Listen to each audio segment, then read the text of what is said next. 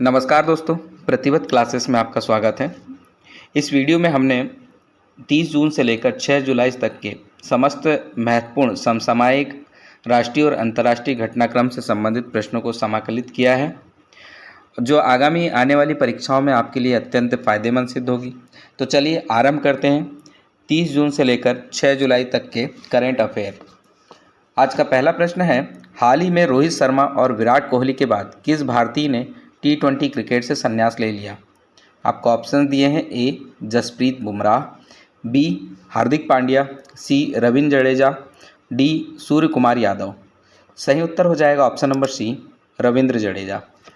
तो रोहित शर्मा और विराट कोहली दोनों ने संन्यास लिया। उसके बाद में रविंद्र जडेजा ने भी T20 क्रिकेट फॉर्मेट से संन्यास लेने का घोषणा की है। अगला प्रश्न है, ग्लोबल इंडिया AI शिखर सम्मेलन 2024 का आयोजन कहाँ किया गया?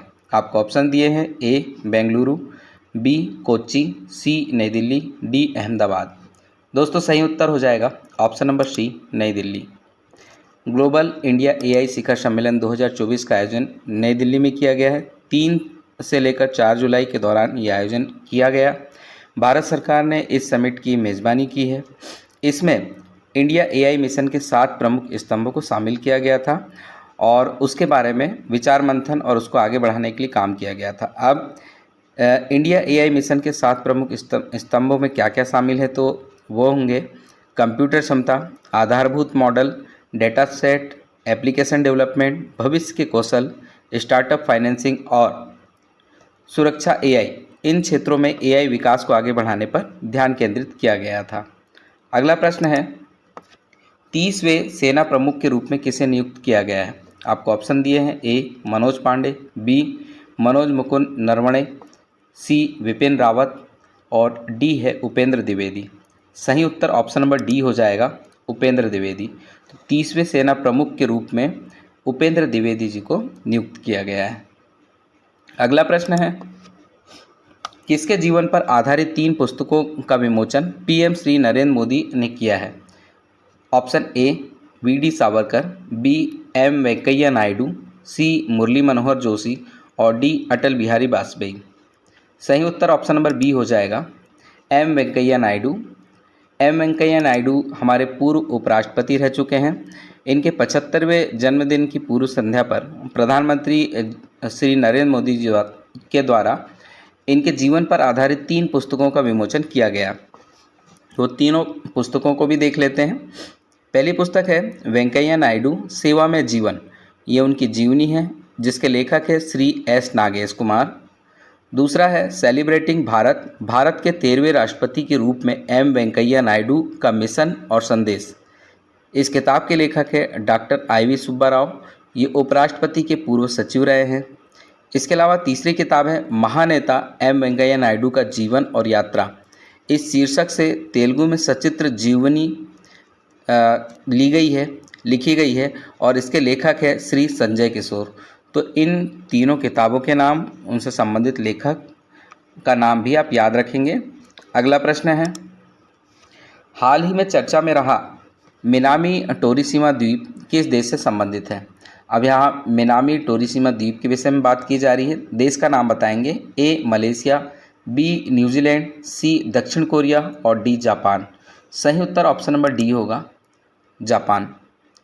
तो मिनामी टोरिसीमा द्वीप जापान का है और ये काफ़ी चर्चित रहा है। कुछ ही दिनों पूर्व इसमें कुछ विशेष खोजें हुई। इस द्वीप पर कोबाल्ट और निकल सहित 230 मिलियन टन का खनिज का भंडार मिला है। यह जापान की EV बैटरी की ज़रूरतों को एक दशक से ज़्यादा समय तक पूरा कर सकता है। ये त्रिभुजाकार में एक एटाल के रूप में है, कोरल एटाल है। इसका अन्य नाम मार्कस द्वीप भी है। तो आप याद रखेंगे, मिनामी टोरिसीमा द्वीप या मार्कस द्वीप जापान से संबंधित है, जहाँ कोबाल्ट और निकल के भंडारण मिले हैं। अगला प्रश्न है, महाराष्ट्र की पहली महिला मुख्य सचिव के रूप में किसने पदभार ग्रहण किया? तो यहाँ पे पहली महिला मुख्य सचिव के बारे में बात की जा रही है। Option A Nirmala Buch, B Kushal Singh, C Kesni Arora और डी सुजाता सौनिक। सही उत्तर ऑप्शन नंबर डी हो जाएगा सुजाता सौनिक। सुजाता सौनिक ने महाराष्ट्र की पहली महिला सचिव के रूप में पदभार ग्रहण किया है और ये हैं सुजाता सोनिक जी। इसके अलावा अगर निर्मला बुच की बात करें तो ये मध्य प्रदेश की पहली महिला मुख्य सचिव थी। कुशल सिंह राजस्थान और केशनी अरोड़ा हरियाणा की मुख्य सचिव थी। वर्तमान में सुजाता सोनिक अभी हाल ही में उत्तर प्रदेश की माफ़ी चाहेंगे महाराष्ट्र की, यहाँ पे गलत लिखा है, सुजाता सोनिक महाराष्ट्र की पहली महिला मुख्य सचिव के रूप में पदभार ग्रहण किया है। अगला प्रश्न देखेंगे, T20 विश्व कप 2024 के फाइनल उप विजेता टीम किस देश की थी? तो आपको बताना है किस देश के साथ में भारत ने फाइनल खेला, जीता। ऑप्शन ए है इंग्लैंड, बी बांग्लादेश, सी ऑस्ट्रेलिया और डी दक्षिण अफ्रीका। सही उत्तर है ऑप्शन डी दक्षिण अफ्रीका। भारत ने दक्षिण अफ्रीका को हराया था। इस प्रकार से विजेता टीम भारत थी और उप विजेता टीम दक्षिण अफ्रीका थी। अगला प्रश्न है, T20 विश्व कप 2014 में प्लेयर ऑफ द टूर्नामेंट किसे चुना गया? Option A Jasprit Bumrah, B Hardik Pandya, C Suryakumar Yadav और डी विराट कोहली। सही उत्तर हो जाएगा option number A Jasprit Bumrah. इन्होंने T20 विश्व कप में अपना शानदार प्रदर्शन दिया। इस वजह से T20 विश्व कप 2024 में इन्हें प्लेयर ऑफ द टूर्नामेंट चुना गया। अगला प्रश्न है, दक्षिण एशिया का सबसे बड़े फ्लाइंग ट्रेनिंग ऑर्गेनाइजेशन की स्थापना किस स्थान में की जाएगी? तो भारत में ही ये की जानी है, लेकिन आपको स्थान का नाम बताना है। Option A Amravati Maharashtra, B Amravati Telangana, C Mumbai Maharashtra और डी नई दिल्ली। सही उत्तर ऑप्शन नंबर ए हो जाएगा अमरावती महाराष्ट्र। तो अमरावती महाराष्ट्र में दक्षिणी एशिया के सबसे बड़े फ्लाइंग ट्रेनिंग ऑर्गेनाइजेशन की स्थापना हो रही है। इसमें प्रशिक्षण के लिए 13 एकल इंजन वाले विमान होंगे, 3 दोहरे इंजन वाले विमान शामिल होंगे। तो इस प्रकार से देखा जाए तो ये बहुत बड़ा ट्रेनिंग ऑर्गेनाइजेशन बनने जा रहा है। अगला प्रश्न देखें, संयुक्त सैन्य अभ्यास मैत्री का आयोजन भारत और किस देश के बीच में किया जाता है?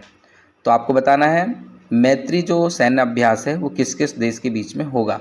Option A Bangladesh, B Singapore, C Thailand और डी म्यांमार। सही उत्तर ऑप्शन नंबर सी होगा थाईलैंड। तो संयुक्त सैन्य अभ्यास मैत्री जो भारत और थाईलैंड के मध्य ऑर्गेनाइज किया जाता है, इस मैत्री का 13वां संस्करण 1 से 15 जुलाई को थाईलैंड के टांग प्रांत में इस बार आयोजित हो रहा है। टांग प्रांत का जो क्षेत्र है उसका नाम है वाचिरा प्रकन। इसमें ये 15 दिनों का लगभग ये 1 तारीख से लेकर 15 तारीख तक जुलाई के महीने में मैत्री सैन्य अभ्यास का आयोजन किया जाएगा। अगला प्रश्न है, आईसीसी पुरुष T20 विश्व कप 2026 का आयोजन कहाँ किया जाएगा?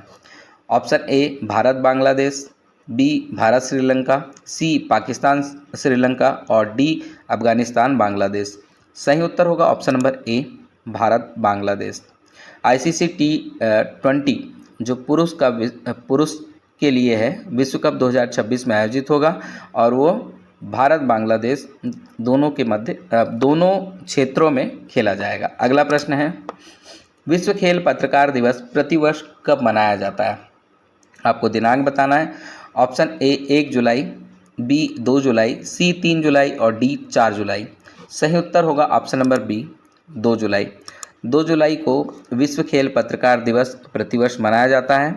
अंतर्राष्ट्रीय खेल प्रेस एसोसिएशन AIPS ने 2 जुलाई को विश्व खेल पत्रकार दिवस की स्थापना की थी। तब से लेकर ये 1994 से लेकर अभी तक ये लगातार मनाया जा रहा है। 1994 में पेरिस में ग्रीष्मकालीन ओलंपिक के दौरान AIPS के एक संगठन के रूप में गठन दिवस की याद में मनाया जाता है और 2 जुलाई को यानी इसी दिन खेल पत्रकारिता के क्षेत्र में जो उत्कृष्ट कार्य करता है ऐसे पत्रकारों को सम्मानित किया जाता है। अगला प्रश्न है, अंडर 23 एशियाई कुश्ती चैंपियनशिप 2024 में भारत ने कुल कितने पदक जीते? ए 5, बी 10 पदक, सी 8 पदक और डी 2 पदक। सही उत्तर ऑप्शन नंबर सी होगा 8 पदक। अंडर 23 एशियाई कुश्ती चैंपियनशिप 2024 में भारत ने जॉर्डन में जाकर के लगभग 8 पदक जीते थे और ये 8 पदक में से 4 स्वर्ण, 2 रजत और 2 कांस्य पदक शामिल थे। इन सभी को मिलाकर के जॉर्डन में इन्होंने शीर्ष स्थान हासिल किया था और जॉर्डन के अम्मान नामक शहर में ये प्रतियोगिता आयोजित की गई थी। अगला प्रश्न देखेंगे। भारतीय वायुसेना प्रमुख air chief marshal V R. Chaudhari ने वायुसेना के हथियार सिस्टम स्कूल का उद्घाटन कहाँ किया? तो वायुसेना के हथियार सिस्टम स्कूल का उद्घाटन की जगह बताएंगे आप। ए खड़कवासला, बी रीवा, सी हैदराबाद और डी देहरादून। सही उत्तर ऑप्शन नंबर सी होगा, हैदराबाद। हैदराबाद में 1 जुलाई 2024 को एयरफोर्स स्टेशन बेगमपेट में हथियार प्रणाली स्कूल यानी WSS का उद्घाटन किया गया। इसके साथ ही भारतीय वायुसेना यानी IAF के इतिहास में एक नया अध्याय का शुभारंभ हुआ है। अगला प्रश्न देखेंगे। हाल ही में किस देश ने यूरोपीय संघ परिषद की अध्यक्षता संभाली है? तो यूरोपीय संघ परिषद के अध्यक्ष देश का नाम बताएंगे। Option A France, B Italy, C Norway और डी हंगरी। सही उत्तर ऑप्शन नंबर डी है, हंगरी। हंगरी ने इस बार का यूरोपीय संघ परिषद की अध्यक्षता को संभाला है। अगला प्रश्न देखेंगे। प्यूमा इंडिया ने हाल ही में किन 2 क्रिकेटरों को अपना ब्रांड एम्बेसडर नियुक्त किया है? ऑप्शन ए विराट कोहली और जसप्रीत बुमराह, बी सूर्य कुमार यादव और रियान पराग, सी रोहित शर्मा और अर्शदीप सिंह, डी रियान पराग और नीतीश कुमार रेड्डी। सही उत्तर ऑप्शन नंबर डी होगा, रियान पराग और नीतीश कुमार रेड्डी। इन दोनों को प्यूमा इंडिया ने ही हाल में अपना ब्रांड एम्बेसडर नियुक्त किया है। अगला प्रश्न है। नई दिल्ली में ग्लोबल इंडिया AI शिखर सम्मेलन का उद्घाटन किसने किया था? तो इसके बारे में हम पहले बात कर चुके हैं। ग्लोबल इंडिया AI शिखर सम्मेलन नई दिल्ली में हुआ था। इसका उद्घाटन किसने किया था बताएंगे। Option A Amit Shah, B Narendra Modi, C Rajnath Singh और डी अश्विनी वैष्णव। सही उत्तर ऑप्शन नंबर डी हो जाएगा, अश्विनी वैष्णव। ये केंद्रीय इलेक्ट्रॉनिक्स और सूचना प्रौद्योगिकी, रेलवे और सूचना एवं प्रसारण मंत्री हैं और इन्होंने ही नई दिल्ली में ग्लोबल इंडिया AI शिखर सम्मेलन 2024 का उद्घाटन किया था। अगला प्रश्न देखेंगे। हाल ही में किस एजेंसी ने वार्षिक विश्व ड्रग रिपोर्ट जारी की है? आपको ऑप्शन दिए हैं। ऑप्शन ए है WHO, ऑप्शन बी है UNODC, ऑप्शन सी है इकोनॉमिक एंड सोशल काउंसिल और ऑप्शन नंबर डी है UN सेक्रेटरीट। तो इसका सही उत्तर ऑप्शन नंबर बी हो जाएगा। ऑप्शन नंबर बी में आएगा UNODC यानी United nation office on drugs and crime, संयुक्त राष्ट्र ड्रग्स और अपराध पर संयुक्त राष्ट्र कार्यालय। ये नशीली दवाओं के दुरुपयोग, अवैध तस्करी के खिलाफ अंतर्राष्ट्रीय स्तर पर कार्य करता है और हर साल 26 जून को इसके लिए एक अंतर्राष्ट्रीय दिवस मनाया जाता है। 2024 में भी वार्षिक ड्रग डे मनाया गया था और इसका थीम था साक्ष्य स्पष्ट है, रोकथाम में निवेश करें। इस दिन को मनाने का निर्णय 7 दिसंबर 1987 को संयुक्त राष्ट्र महासभा में एक प्रस्ताव के माध्यम से लिया गया था। अगला प्रश्न है। किस केंद्रीय मंत्री ने हाल ही में निर्माण पोर्टल लॉन्च किया है? Option A G Kishan Reddy, B Shivraj Singh Chouhan, C JP Nadda और डी धर्मेंद्र प्रधान। सही उत्तर ऑप्शन नंबर ए हो जाएगा, जी किशन रेड्डी। तो जी किशन रेड्डी जी ने, जो कि एक केंद्रीय मंत्री हैं, इन्होंने मिशन कर्मयोगी की परिकल्पना के अनुरूप CIL यानी कोल इंडिया लिमिटेड के द्वारा अपनी गतिविधियों के संचालन वाले जिलों में एक प्रकार से स्कॉलरशिप योजना निकाली गई थी और ये निर्माण पोर्टल के माध्यम से उसमें अप्लाई करना होता है। इसमें कोई भी छात्र जो SC ST महिला या थर्ड जेंडर से है, परंतु शर्त यह है कि CIL की गतिविधि के संचालन वाले 39 जिलों में से किसी एक का स्थायी निवासी होना जरूरी है, को स्कॉलरशिप प्रदान की जाती है। इसके अलावा अन्य शर्तों में फैमिली की इनकम 8 लाख से कम होना चाहिए और सारी की सारी जो प्रविष्टियां हैं वो ऑनलाइन ही एक्सेप्ट की जाएंगी। ये इन शर्तों के साथ में अप्लाई करना होता है। जो भी छात्र UPSC के एग्ज़ाम में यानी सिविल सेवा के एग्ज़ाम में सिविल सेवा और वन सेवा के लिए क्वालिफाई होता है प्रीलिम्स में, तो ऐसे छात्र को 1 लाख रुपए जो है वो सहायता राशि दी जाती है ताकि वो आगे की तैयारी कर सके, प्रोत्साहन राशि उसे मिलती है। लेकिन शर्त इसमें याद रखेंगे, CIL की गतिविधियों के संचालन वाले 39 जिलों में से एक होना चाहिए, SC ST महिला या थर्ड जेंडर का होना चाहिए, 8 लाख से कम इनकम वाला फैमिली होना चाहिए, तभी ये स्कॉलरशिप का लाभ मिल पाएगा। और इसका जो अप्लाई करने का होगा वो निर्माण पोर्टल से ही अप्लाई करना होगा। तो इस निर्माण पोर्टल को लॉन्च करने वाले जी किशन रेड्डी हैं। अगला प्रश्न देखेंगे, हाल ही में किस बैंक ने MSME सहज सुविधा की शुरुआत की है? Option A PNB, B SBI, C HDFC और D ICICI। सही उत्तर हो जाएगा option number B SBI। SBI ने MSME सहज सुविधा नामक एक पोर्टल की शुरुआत की है।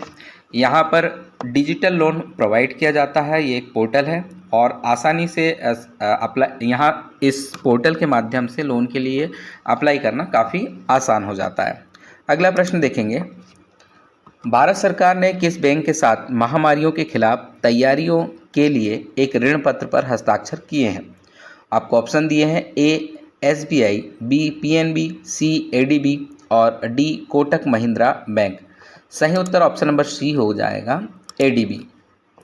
ADB मतलब एशियन डेवलपमेंट बैंक। इसने भारत सरकार के साथ में महामारियों के खिलाफ तैयारियों के लिए एक ऋण पत्र पर हस्ताक्षर किए हैं। अगला प्रश्न है, भारत ने हाल ही में किस देश के साथ संयुक्त सैन्य अभ्यास नोमैडिक एलिफेंट शुरू किया है? Option A Mongolia, B Nepal, C Thailand, D Australia. सही उत्तर ऑप्शन नंबर A हो जाएगा मंगोलिया। भारत ने मंगोलिया के साथ में अपना सैन्य अभ्यास जिसका नाम नोमैडिक एलिफेंट है ये शुरू किया है।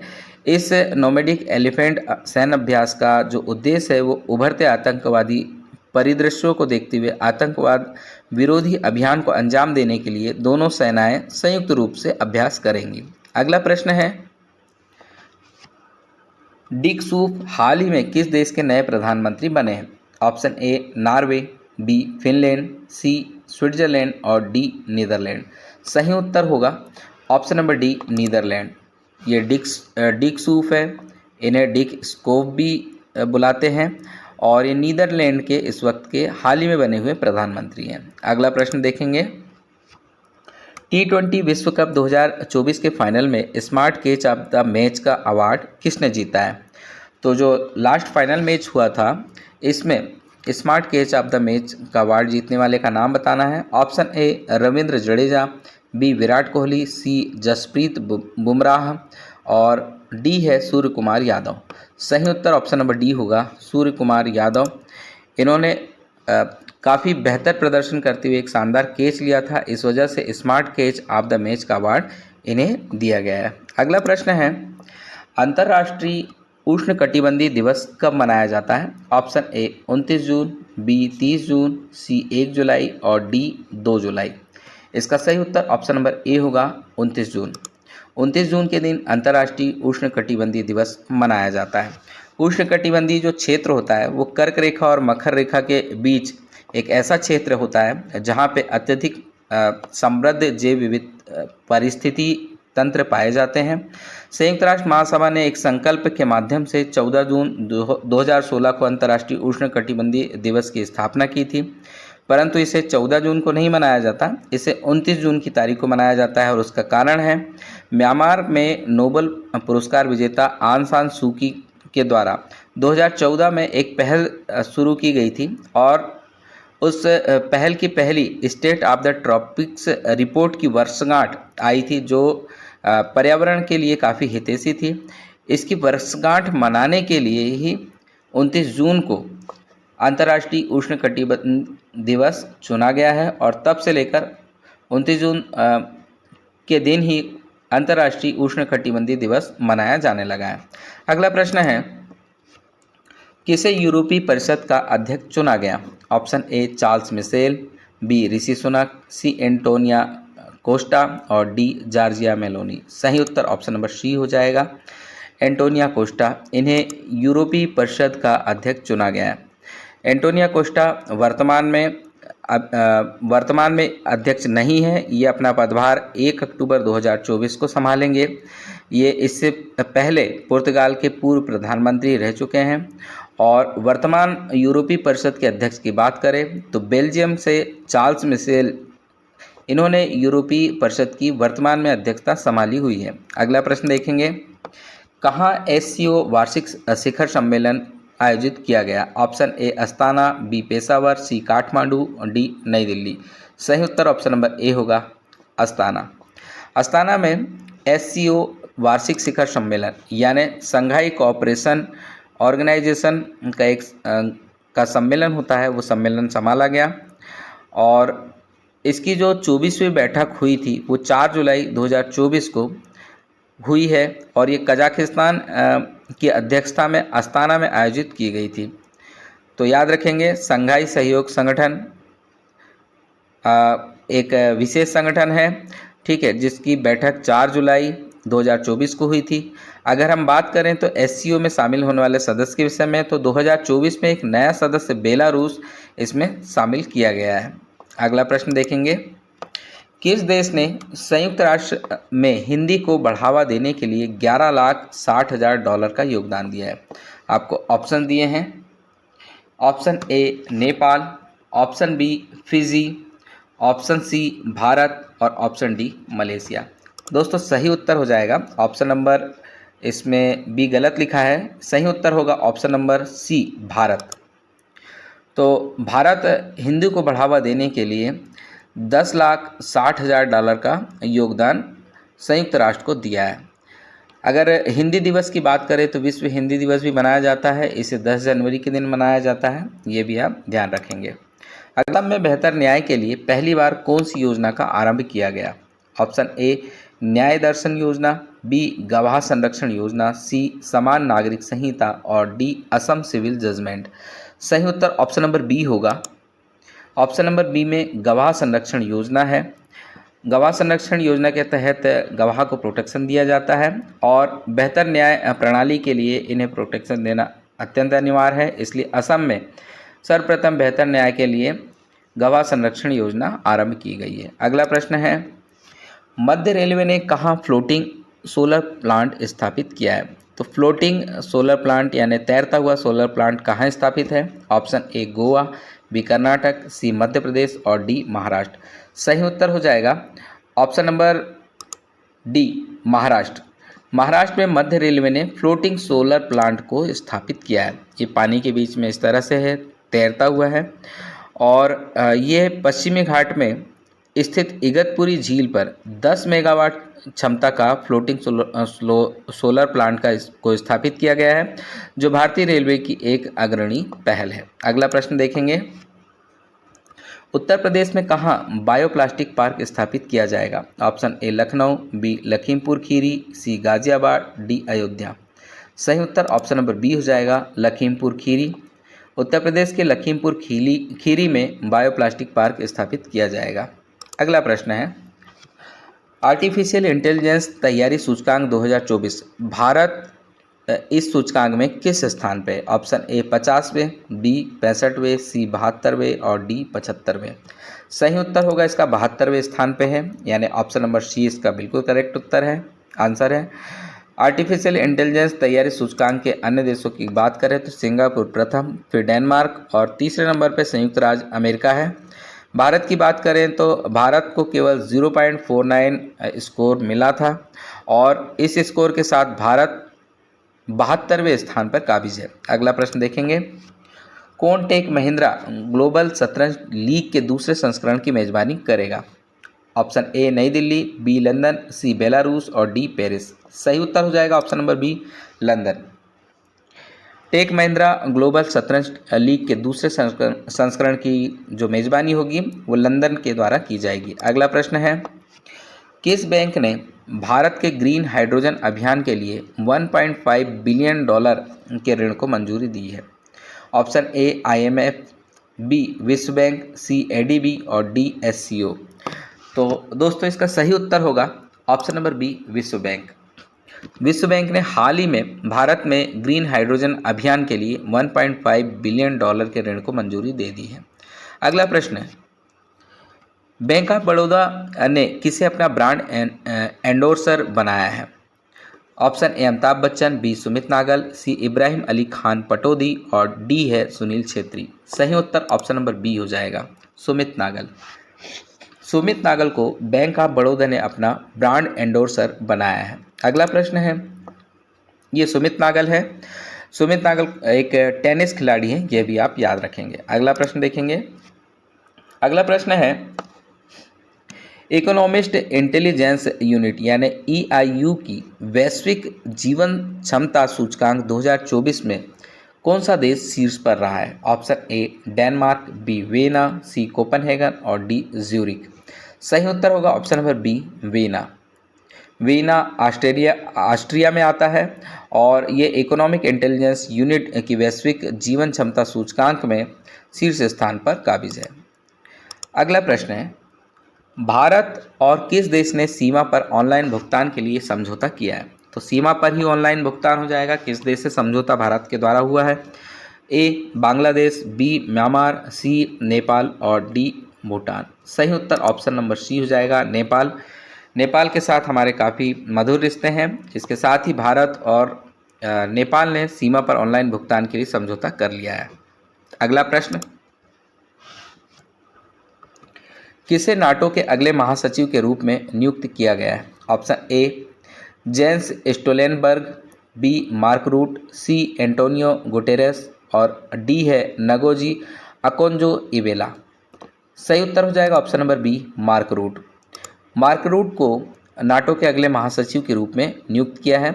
ये नीदरलैंड के प्राइम मिनिस्टर रहे हैं और ये अपना पदभार 1 अक्टूबर 2024 से नाटो के अगले महासचिव के रूप में संभालेंगे। अगला प्रश्न है, वित्तीय कार्रवाई कार्यबल यानी FATF ने भारत को किस श्रेणी में रखा है? Option A black list, B grey list, C नियमित अनुवर्ती लिस्ट और डी है वर्धित अनुवर्ती लिस्ट। तो दोस्तों इसका सही उत्तर ऑप्शन नंबर सी हो जाएगा, नियमित अनुवर्ती लिस्ट। यानी वित्तीय कार्रवाई कार्यबल FATF ने भारत को नियमित अनुवर्ती वाली श्रेणी में रखा है। अगला प्रश्न है, केंद्र सरकार ने किस राज्य के मुख्य सचिव नीरब कुमार प्रसाद का कार्यकाल 6 माह तक बढ़ाया है? ए आंध्र प्रदेश, बी गुजरात, सी मध्य प्रदेश, डी महाराष्ट्र। सही उत्तर ऑप्शन नंबर ए होगा, आंध्र प्रदेश। आंध्र प्रदेश के मुख्य सचिव नीरज कुमार प्रसाद, ये नीरज कुमार प्रसाद हैं, इनका कार्यकाल केंद्र सरकार के द्वारा बढ़ा दिया गया है 6 माह के लिए। अगला प्रश्न, मशहूर गायिका आशा भोसले ने किस नाम से अपनी बायोग्राफी लॉन्च की? ऑप्शन ए स्वर स्वामिनी आशा, बी मेरी कहानी, सी अतीत के पल और डी मेरी आत्मकथा।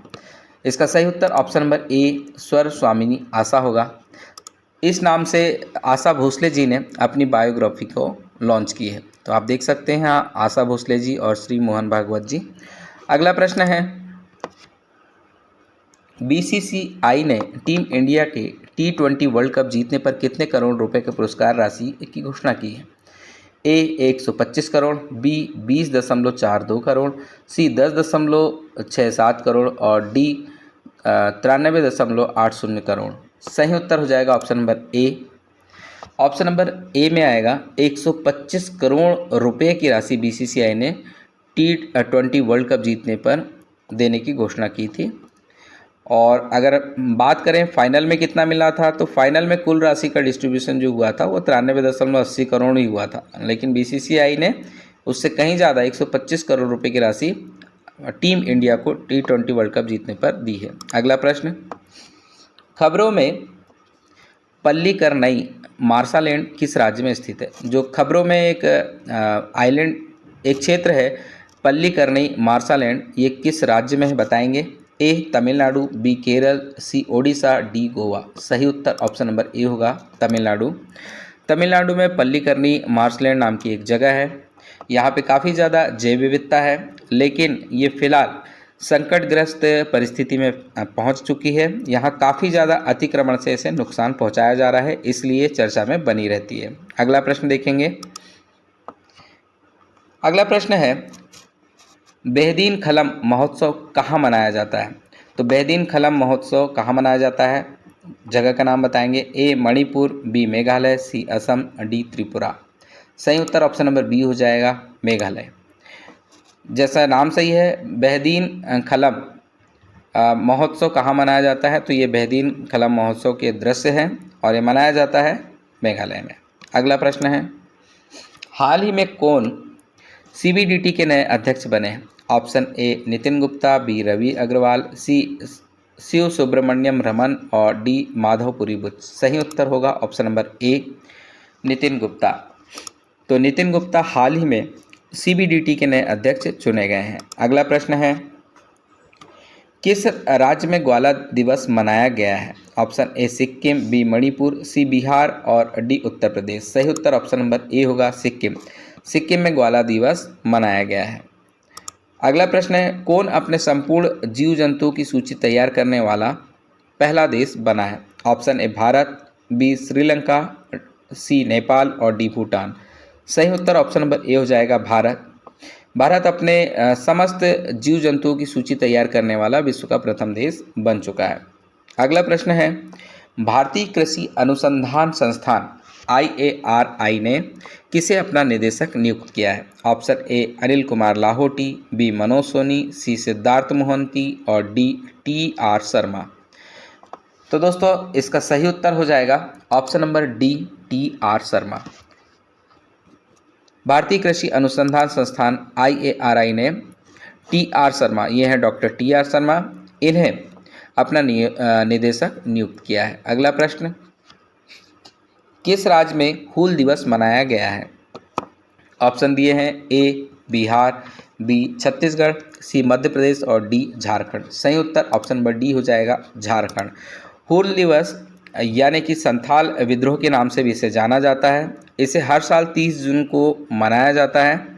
यह दिन उन आदिवासियों के संघर्ष गाथा और बलिदान को बयान करता है जिन्होंने आज़ादी की लड़ाई में अंग्रेजों के खिलाफ लोहा लिया था। अगला प्रश्न है, कौन सा देश उन्नत होलोग्राफी युक्त नए नोट जारी करेगा? Option A Singapore, B Japan, C चीन और डी इंग्लैंड। सही उत्तर ऑप्शन नंबर बी हो जाएगा, जापान।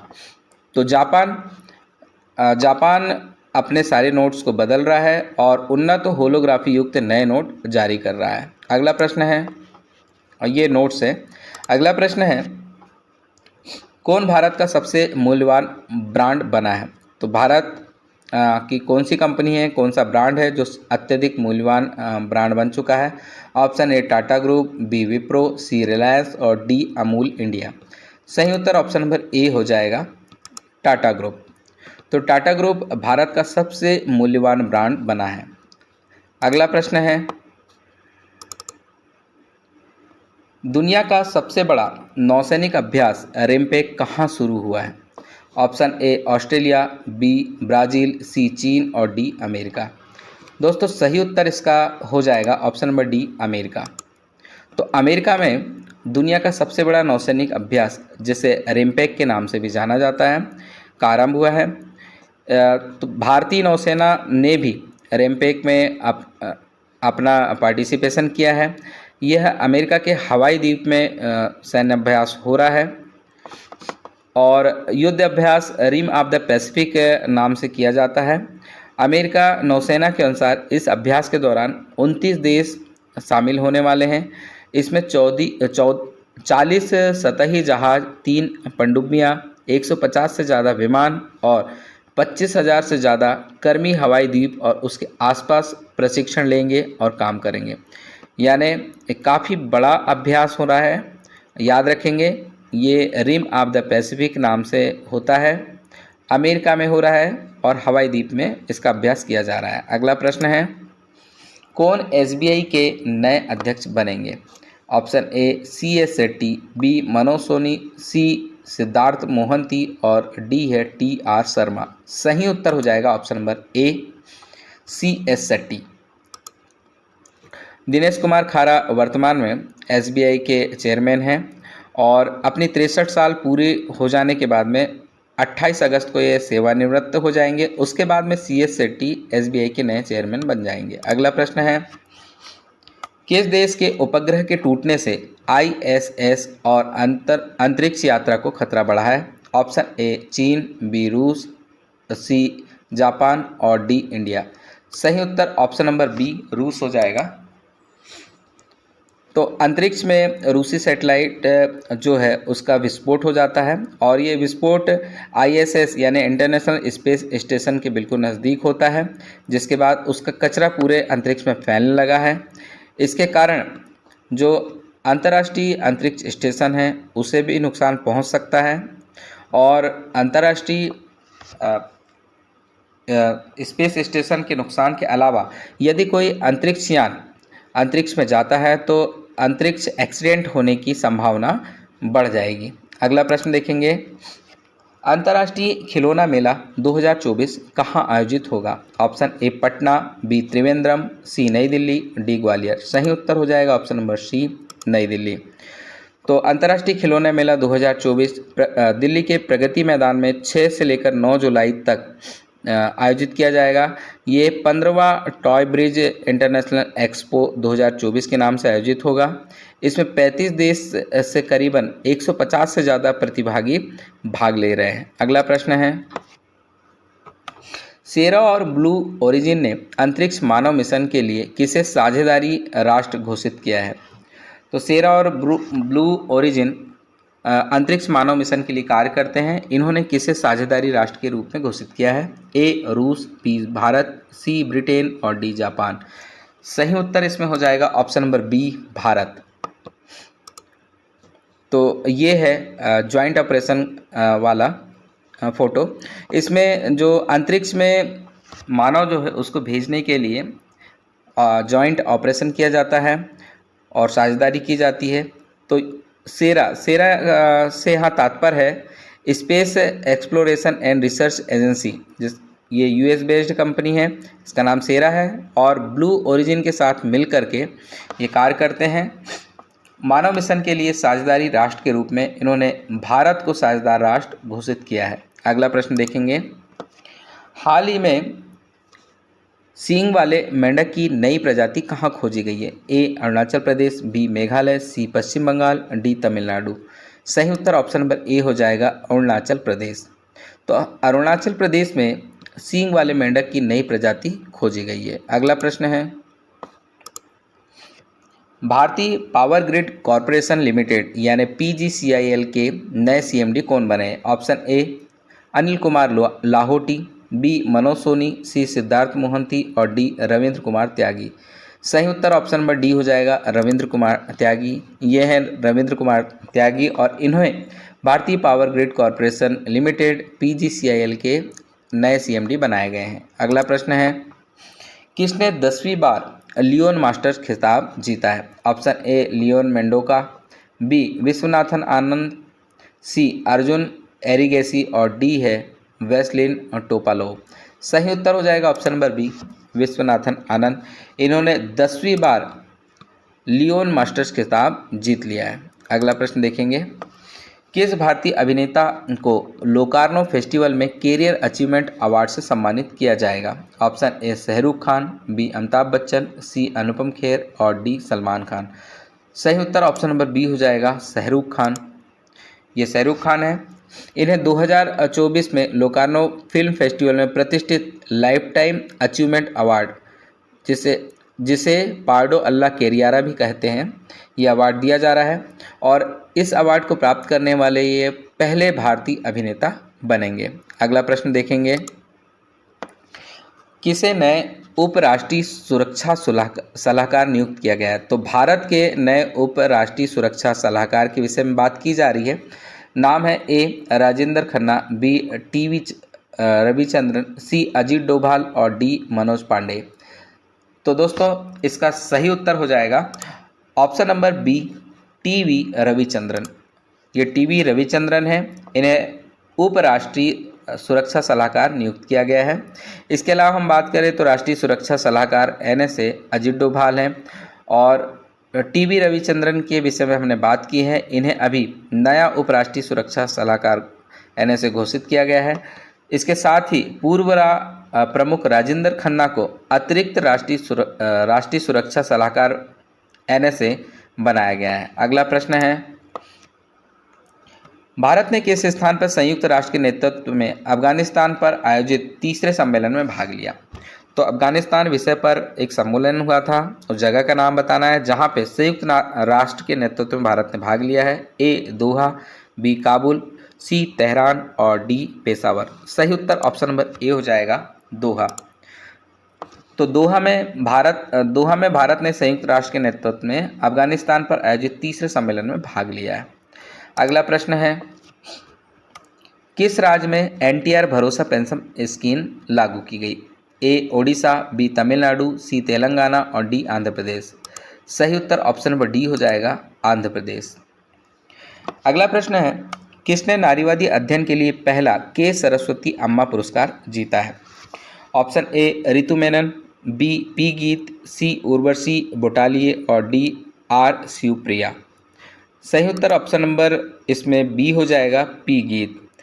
पी गीत ने नारीवादी अध्ययन के लिए पहला के सरस्वती अम्मा पुरस्कार जीता है। आपको बताना चाहेंगे कि जो के सरस्वती अम्मा पुरस्कार है केरल सरकार के द्वारा स्थापित किया गया पुरस्कार है। अगला प्रश्न, यूनेस्को विश्व धरोहर समिति के 46वें सत्र की मेजबानी कौन करेगा? Option A France, B Switzerland, C Australia और डी भारत। इसका सही उत्तर हो जाएगा option number D, Bharat. UNESCO विश्व धरोहर समिति के 40वें सत्र की मेजबानी भारत करने वाला है। यह सत्र नई दिल्ली में आयोजित किया जाएगा। नई दिल्ली में भारत मंडपम अंतर्राष्ट्रीय प्रदर्शनी एवं सम्मेलन केंद्र यानी IECC में आयोजित किया जाएगा। अगला प्रश्न है, 1965 युद्ध के नायक अब्दुल हमीद पर आधारित पुस्तक का विमोचन किसने किया है? Option A Mohan Bhagwat, B Narendra Modi, C JP Nadda, D Shivraj Singh Chouhan. सही उत्तर ऑप्शन नंबर ए हो जाएगा, मोहन भागवत। इन्होंने 1965 युद्ध के नायक अब्दुल हमीद पर आधारित पुस्तक का विमोचन किया है। अगला प्रश्न है, मिर्गी नियंत्रण के लिए दुनिया का पहला ब्रेन ट्रांसप्लांट कहाँ किया गया? ऑप्शन ए चीन, बी जर्मनी, सी ब्रिटेन और डी अगेन यहाँ पे चीन लिखा है। तो दोस्तों सही उत्तर ऑप्शन नंबर सी होगा, ब्रिटेन। ब्रिटेन में मिर्गी नियंत्रण के लिए दुनिया का पहला ब्रेन ट्रांसप्लांट किया जा चुका है। अगला प्रश्न देखेंगे, भारत ने कहाँ कोलंबो प्रोसेस बैठक की अध्यक्षता की है? Option A Paris, B Swaziland, C New Delhi और डी जेनेवा। दोस्तों इसका सही उत्तर हो जाएगा option number D, Geneva. Bharat ने जेनेवा में कोलंबो प्रोसेस बैठक की अध्यक्षता की है। अगला प्रश्न है, राष्ट्रीय चिकित्सा आयोग के अध्यक्ष के रूप में नामित किया गया है। Option A doctor BN Gangadhar, B doctor Aruna V Vanikar, option C है डॉक्टर विजय ओझा और ऑप्शन डी है डॉक्टर जगदीश प्रसाद। तो दोस्तों सही उत्तर ऑप्शन नंबर ए होगा, डॉक्टर BN गंगाधर। ये हैं डॉक्टर BN गंगाधर। इन्होंने राष्ट्रीय चिकित्सा आयोग के अध्यक्ष के रूप में इन्हें नामित किया गया है। अगला प्रश्न देखेंगे, किसने देश भर में संपूर्णता अभियान शुरू किया है? ऑप्शन ए कार्मिक लोक शिकायत और पेंशन मंत्रालय, बी नीति आयोग, सी कृषि एवं किसान कल्याण मंत्रालय और डी है स्वास्थ्य एवं परिवार कल्याण मंत्रालय। सही उत्तर ऑप्शन नंबर बी होगा, नीति आयोग। नीति आयोग के द्वारा देश भर में संपूर्णता अभियान को लॉन्च किया गया है। अगला प्रश्न है, भगवद गीता पर MA कोर्स शुरू करने वाला दुनिया का पहला विश्वविद्यालय कौन सा बना है? ऑप्शन ए भोज university, D Jawaharlal Nehru university और सी है जवाहरलाल नेहरू यूनिवर्सिटी और डी है इग्नू। तो सही उत्तर ऑप्शन नंबर डी हो जाएगा, इग्नू। इग्नू भगवद गीता पर MA कोर्स शुरू करने वाला दुनिया का पहला विश्वविद्यालय बन चुका है। अगला प्रश्न है, भारतीय मसाला बोर्ड ने AI उपकरण विकसित करने के लिए किसके साथ में समझौता किया है? Option A NIC, B Meta, C Google और डी सीडेक। दोस्तों सही उत्तर NIC होगा, ऑप्शन नंबर ए। तो NIC ने भारतीय मसाला बोर्ड के साथ मिलकर के एक समझौता किया है जिसके तहत AI उपकरण को विकसित किया जाएगा। NIC का फुल फॉर्म यहाँ होगा नेशनल इंफॉर्मेटिक्स सेंटर। अगला प्रश्न है, किस राज्य के मेडिकल कॉलेज के छात्र आगामी शैक्षणिक सत्र से हिंदी मीडियम में पढ़ाई शुरू करेंगे? Option A Madhya Pradesh, B Rajasthan, C Uttarakhand और डी बिहार। तो दोस्तों इसका सही उत्तर हो जाएगा option number D, Bihar. Bihar राज्य के मेडिकल कॉलेज में छात्र आगामी शैक्षणिक सत्र से हिंदी मीडियम में पढ़ाई शुरू कर लेंगे। अगला प्रश्न है, प्लास्टिक रिसाइकलिंग और स्थिरता पर वैश्विक सम्मेलन कहाँ शुरू हुआ है? Option A Bengaluru, B Mumbai, C New Delhi, D Shimla. सही उत्तर ऑप्शन नंबर सी हो जाएगा, नई दिल्ली। प्लास्टिक रिसाइकलिंग और स्थिरता पर वैश्विक सम्मेलन की शुरुआत नई दिल्ली में हुई है। अगला प्रश्न है, झारखंड हाईकोर्ट के नए चीफ जस्टिस कौन बने हैं? Option A justice Sheel Nagu, B justice Vidyut Ranjan, C justice Yogesh Khanna और डी जस्टिस मनमोहन। दोस्तों सही उत्तर ऑप्शन नंबर बी हो जाएगा, जस्टिस विद्युत रंजन। ये झारखंड हाईकोर्ट के नए चीफ जस्टिस बने हैं। अगला प्रश्न है, ब्रिटेन के अगले प्रधानमंत्री बनने जा रहे हैं? Option A Rishi Sunak, option B Keir Starmer, option C Robert Town और डी इनमें से कोई नहीं। तो दोस्तों इसका सही उत्तर ऑप्शन नंबर बी होगा, कीर स्टारमर। कीर स्टारमर ये लेबर पार्टी से संबंधित है, 400 से अधिक सीटें इन्होंने जीती हैं और कंजर्वेटिव पार्टी के ऋषि सुनक को इन्होंने हराया है और वर्तमान में अभी कीर स्टारमर ही अगले प्रधानमंत्री ब्रिटेन के रूप में नियुक्त किए जाने हैं। अगले प्रश्न देखेंगे, किस राज्य में संकटग्रस्त मेनलैंड सीरो देखा गया? तो ये संकटग्रस्त मेनलैंड सीरो हिरण के जैसे ही मिलती जुलती एक प्रजाति है। कहाँ देखा गया बताना है। Option A Meghalaya, B Arunachal Pradesh, C Assam और डी उत्तराखंड। सही उत्तर ऑप्शन नंबर सी हो जाएगा, असम। तो ये आप देखिएगा संकटग्रस्त मेनलैंड सीरो है और ये मिला है असम में। अगला प्रश्न है, किसने दुनिया की पहली सीएनजी बाइक लॉन्च की है? Option A Hero, B Tata, C Bajaj और डी होंडा। सही उत्तर ऑप्शन नंबर सी हो जाएगा, बजाज। बजाज ने बजाज फ्रीडम नाम से दुनिया की पहली सीएनजी बाइक को लॉन्च किया है। अगला प्रश्न है, किसे पंजाब और हरियाणा उच्च न्यायालय का मुख्य न्यायाधीश नियुक्त किया गया है? Option A justice Sheel Nagu, B justice Vidyut Ranjan, C justice Yogesh Khanna और डी जस्टिस मनमोहन। दोस्तों इसका सही उत्तर हो जाएगा ऑप्शन नंबर ए जस्टिस सील नागू। ये है जस्टिस सील नागू, इन्होंने पंजाब हरियाणा हाईकोर्ट में मुख्य न्यायाधीश का पद संभाला है। अगला प्रश्न है, किसने स्पाइस अवार्ड 2024 जीता है? Option A Sachin Jha, B Swapna Kalingal, C Harish Dhandev और डी राम शरण वर्मा। सही उत्तर ऑप्शन नंबर बी हो जाएगा, स्वप्ना कलिंगल। ये स्वप्ना कलिंगल हैं। इन्हें ICAR भारतीय मसाला अनुसंधान संस्थान द्वारा स्थापित स्पाइस अवार्ड 2024 मिला है। यह पुरस्कार इन्हें उद्यम विविधीकरण और एकीकृत फसल प्रबंधन रणनीतियों में उनकी पहल के लिए दिया गया है, जो एक स्थायी मसाला आधारित फसल प्रणाली को बढ़ावा देता है। अगला प्रश्न है, 57वें आसियान विदेश मंत्रियों की बैठक की मेजबानी कौन करेगा? Option A Myanmar, B Laos, C Vietnam, D Singapore. सही उत्तर ऑप्शन नंबर बी हो जाएगा, लाओस। 57वें आसियान विदेश मंत्रियों की बैठक की मेजबानी लाओस करने वाला है। अगला प्रश्न है, पेरिस ओलंपिक में भारतीय टीम को कौन लीड करेगा? ऑप्शन दिया है ए अक्षदीप सिंह, बी रामबाबू, सी नीरज चोपड़ा और डी अन्नू रानी। दोस्तों सही उत्तर ऑप्शन नंबर सी होगा, नीरज चोपड़ा। पेरिस ओलंपिक में भारतीय टीम को लीड करने वाले होंगे भाला फेंक के खिलाड़ी नीरज चोपड़ा। अगला प्रश्न है, किस राज्य के मुख्यमंत्री ने लोकपथ मोबाइल ऐप लॉन्च किया है? Option A Rajasthan, B Madhya Pradesh, C Haryana, D Delhi. दोस्तों इसका सही उत्तर ऑप्शन नंबर बी होगा, मध्य प्रदेश। मध्य प्रदेश के मुख्यमंत्री श्री मोहन यादव ने लोकपथ मोबाइल ऐप को लॉन्च किया है और इस ऐप के लॉन्च करने से इस ऐप की खासियत होगी, सड़कों की मरम्मत कार्य समय सीमा पे होगा, दुर्घटनाओं में कमी आएगी, प्रदूषण में कमी आएगी, यातायात सुगम होगा और वाहनों के रखरखाव की लागत कम हो जाएगी। तो दोस्तों ये हमारा 30 जून से लेकर के 6 जुलाई तक के वो समस्त करंट अफेयर थे जो परीक्षा के दृष्टिकोण से आपके लिए अत्यंत महत्वपूर्ण थे। अगले सप्ताह इसी तरह के लगातार करंट अफेयर के लिए हम पुनः मिलेंगे। तब तक के लिए आप बार बार इस वीडियो को देखिए ताकि आपको ये याद हो जाए और आगामी परीक्षा में आपके लिए उपयोगी सिद्ध हो। धन्यवाद। जय हिंद।